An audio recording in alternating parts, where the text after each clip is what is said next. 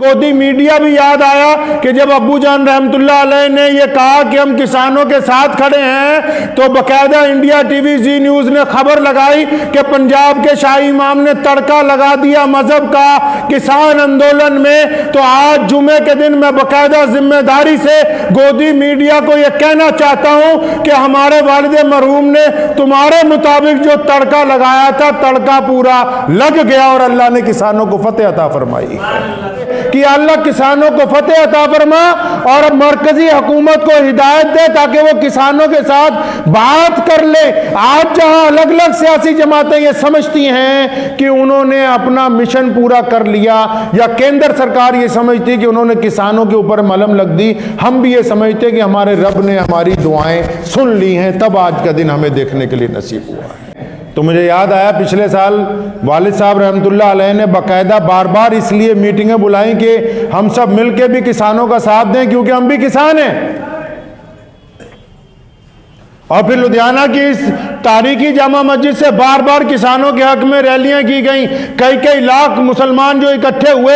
और फिर गोदी मीडिया भी याद आया कि जब अब्बू जान रहमतुल्लाह अलैह ने यह कहा कि हम किसानों के साथ खड़े हैं, तो बकायदा इंडिया टीवी जी न्यूज ने खबर लगाई कि पंजाब के शाही इमाम ने तड़का लगा दिया मजहब का किसान आंदोलन में। तो आज जुमे के दिन मैं बकायदा जिम्मेदारी से गोदी मीडिया को यह कहना चाहता हूं कि हमारे वालिद मरहूम ने तुम्हारे मुताबिक जो तड़का लगाया था, तड़का पूरा लग गया और अल्लाह ने किसानों को फतेह अता फरमाई।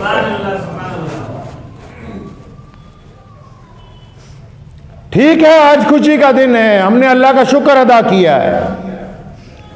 और जो लोग हमारे साथ जुड़े हुए हैं पूरे पंजाब में, वो बार बार हम जब भी कहीं कोई मस्जिद का संगे बुनियाद रखते थे, किसी जनाजे में दुआ करते थे, किसी निकाह में दुआ करते थे, बार बार कहते थे कि अल्लाह किसानों को फतेह अता फरमा और मरकजी हुकूमत को हिदायत दे ताकि वो किसानों के साथ बात कर ले। आज जहां अलग अलग सियासी जमातें ये समझती हैं कि उन्होंने अपना मिशन पूरा कर लिया, या केंद्र सरकार ये समझती कि उन्होंने किसानों के ऊपर मलम लग दी, हम भी ये समझते कि हमारे रब ने हमारी दुआएं सुन ली हैं, तब आज का दिन हमें देखने के लिए नसीब हुआ है।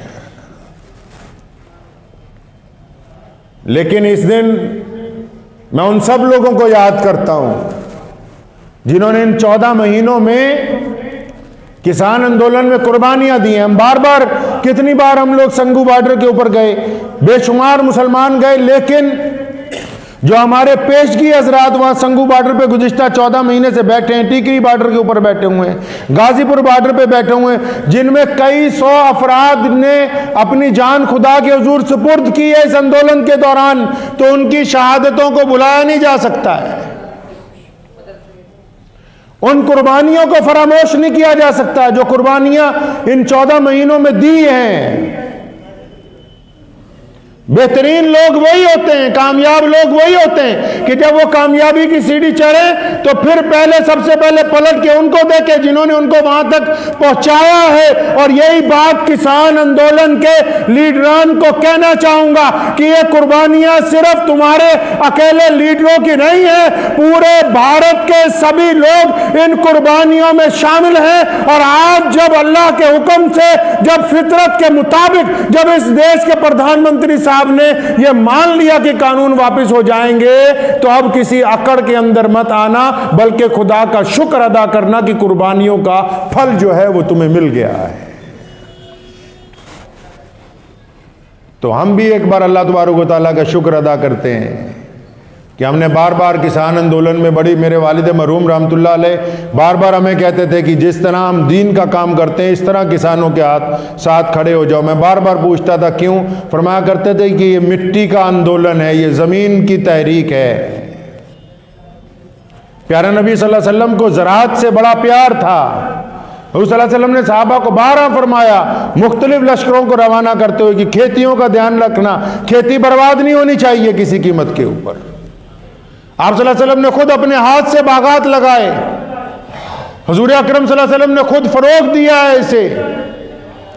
क्योंकि आजकल के जो हमारे सरकारी मौलवी हैं, सिवाय 5 बातों के छठी बात है ही कोई नहीं हमारे पास, सिवाय फतवों के और तीसरी कोई गुफ्तगू ही नहीं है। अगर हम इस्लाम को देखेंगे, इस्लाम ने पैदाइश के अंदर अपने मसाइल कहे, इस्लाम ने मियाँ बीवी के अंदर अपनी बरकत के मसाइल कहे, इस्लाम ने कारोबार की अगर बात की तो इस्लाम ने खेती की बात की, इस्लाम ने सड़कें बनाने की बात की, इस्लाम ने घरों की तामीर की बात की, इस्लाम ने दरमियान की रंजिशें खत्म करने की बात की, इस्लाम ने जानवरों के हकूक की बात की, इस्लाम ने दरख्तों और पेड़ पौधों की हिफाजत की बात की, इस्लाम ने चलते हुए पानियों को गंदा करने से रोकने की बात की। मोहम्मद रसूलुल्लाह का दीन हर लिहाज से मुकम्मल है। ये हमारी बदकिस्मती है कि हम सिवाय इबादत के किसी और चीज की गुफ्तगू मस्जिद के अंदर बैठ के नहीं करते। ये हमारी बदकिस्मती है।